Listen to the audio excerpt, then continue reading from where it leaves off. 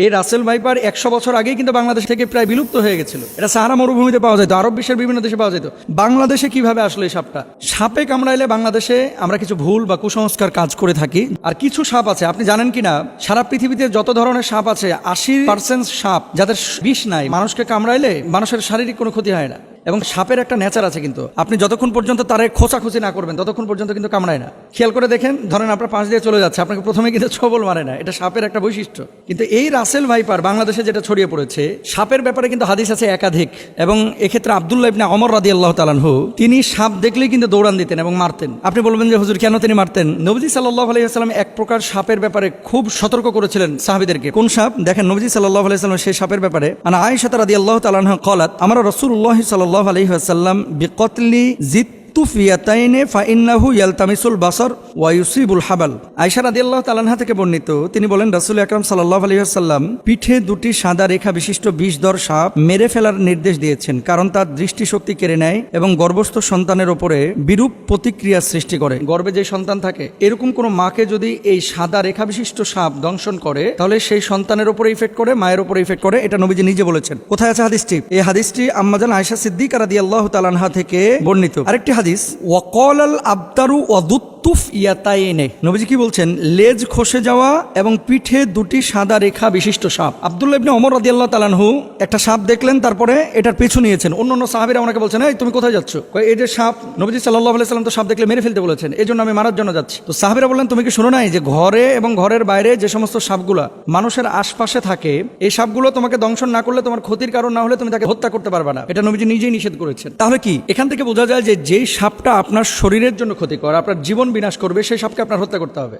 আর কিছু সাপ আছে, আপনি জানেন কিনা, সারা পৃথিবীতে যত ধরনের সাপ আছে 80% সাপ যাদের বিষ নাই, মানুষকে কামড়াইলে এই মানুষের শারীরিক কোনো ক্ষতি হয় না। এবং সাপের একটা নেচার আছে, কিন্তু আপনি যতক্ষণ পর্যন্ত তারে খোঁচাখুচি না করবেন ততক্ষণ পর্যন্ত কিন্তু কামড়ায় না। খেয়াল করে দেখেন, ধরেন আপনার পাশ দিয়ে চলে যাচ্ছে, আপনাকে প্রথমে কিন্তু ছোবল মারে না, এটা সাপের একটা বৈশিষ্ট্য। কিন্তু এই রাসেল ভাইপার বাংলাদেশে যেটা ছড়িয়ে পড়েছে, এই রাসেল ভাইপার 100 বছর আগেই কিন্তু বাংলাদেশ থেকে প্রায় বিলুপ্ত হয়ে গেছিল। এটা সাহারা মরুভূমিতে পাওয়া যেত, আরব বিশ্বের বিভিন্ন দেশে পাওয়া যেত। বাংলাদেশে কিভাবে আসলো এই সাপটা? এখন আমরা জানি না যে এটা কারো ষড়যন্ত্র কিনা বাংলাদেশের কৃষিখাত ধ্বংস করার জন্য। এই রাসেল ভাইপার ছাড়ে দিলে কৃষকরা ভয়ে মাঠে যাবে না, ধান কাটতে পারবে না, বা জঙ্গলে যাবে না, কারণ এটার ইফেক্ট কিন্তু কৃষিখাতে অবশ্যই পড়বে।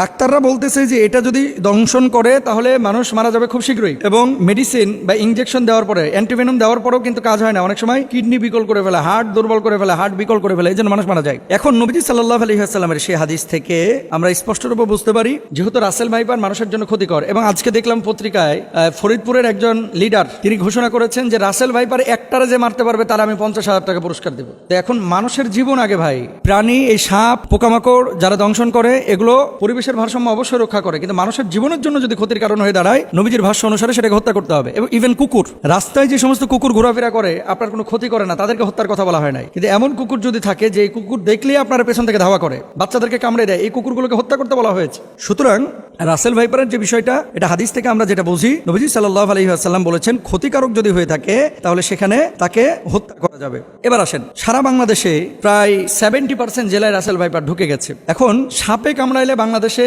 আমরা কিছু ভুল বা কুসংস্কার কাজ করে থাকি, যেগুলো আসলে চিকিৎসা বিজ্ঞানের আলোকেও অথেন্টিক না এবং কোরআন হাদিসের আলোকেও অথেন্টিক না। মনে রাখতে হবে, যখন কোনো বিষয় আপনার শারীরিকভাবে কোনো ক্ষতি করছে, প্রথমত আপনাকে কারণটা বের করতে হবে যে কি কারণে এটা হলো। সাপে কামড়াইছে, সাপে কামড়ানোর পরে এই বিষটা কিন্তু আপনার শরীরের মধ্যে ঢুকতেছে। এখন আপনি শরীরের মধ্যে বিষ ঢুকেছে, ওই জায়গাটা না বেঁধে আপনি নিয়ে গেলেন ওঝার কাছে। ওঝা কি করতেছে? ওই তদবির করতে করতে করতে করতে, আগে যেমন বাংলা সিনেমায় দেখা যাইতো, ওই যে বিন বাজাইতেছে আর কাটিয়া যেই সাপটা দংশন করছে এ আবার উড়িয়া চলে যেতেছে একেবারে। হ্যাঁ, আসার পরে ওখানে মনে করেন মুখটা দিয়ে আবার মনে করেন বিষ বাইর করে ফেলে। এগুলো মিথ্যে কথা ভাই, এগুলো কোনো ভিত্তি নাই। তবে হ্যাঁ, নবীজি সাল্লাল্লাহু আলাইহি ওয়াসাল্লামের সাহাবীরা একটা কাজ করেছিলেন, সূরা ফাতিহা পড়ে ওই জায়গাটায় থুথু লাগিয়েছিলেন, তারপরে ওটা বের হয়ে গেছিল। এর মানে এই না যে থুথু লাগাইলেই সাপের বিষ বাইরে হয়ে যাবে। কামড়াইছে রাসেল ভাইপার আর আপনি নামাজ পড়েন না, রোজা করেন না, থুথু লাগাই দিতেছেন, থুতুকে ওখানে কপ ফেললেও কিন্তু বিষ বাইর হবে না। এগুলো খেয়াল রাখতে হবে। তাহলে আপনার করণীয় কি? আপনাকে যাইতে হবে ডাক্তারের কাছে। আছে, আপনি ডাক্তারের কাছে যান, যাওয়ার পরে আপনি চিকিৎসা নেবেন। আর ও যা তারপরে বিন বাজানো এই সমস্ত জিনিসগুলো অথেন্টিক যেহেতু না, যে জায়গাটায় অথেন্টিক বা কারো কাছে এমন কোনো মেডিসিন থাকলে আপনি সেই জায়গাটায় চিকিৎসা নিতে পারেন। আবার আমাকে ভুল বুঝেন না, ঝাড়ফুঁক ইসলামে কিন্তু জায়েজ, কিন্তু কবিরাজির নামে এই যে বিন বাজাইতে বাজাইতে সাপকে দৌড়ায় নিয়ে আসা। আচ্ছা ভাই, সাপ এখানে কামড়ানোর পর কি বসে থাকে?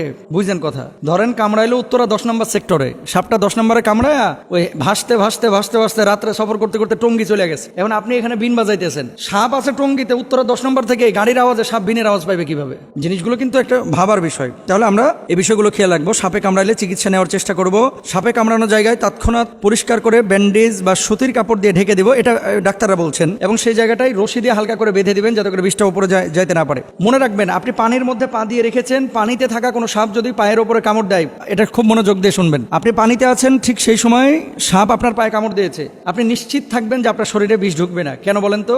সাপটা যখন কামড় দেয়, বিষটা যখন এই তার দাঁত থেকে বা মুখ থেকে ছাড়ে, বিষটা ছাড়ার সাথে সাথে পানির সাথে মিশে ওই বিষটার শরীরের মধ্যে ঢুকে না। এই জন্য সাধারণত বিষধর সাপ পানির মধ্যে কামড় দেয় না। এই ধরা সাপ টোরা সাপ যেগুলো কামড় দেয়, চিন্তার কোনো কারণ নাই। কিন্তু শুকনো জায়গায় যদি আপনারা সাপে কামড় দেয়, বি কেয়ারফুল, এখানে আমাদের সচেতন হতে হবে। অনেকে সাপে কামড় দেওয়ার পর ওই জায়গাটায় মুখ লাগায় চুষে বিষ নামানোর চেষ্টা করে, এটা সম্ভব না। চুষ দিয়ে বিষ বাইর করাটা, এটা বিশেষ করে রাসেল ভাইপারের কোনোভাবেই সম্ভব না।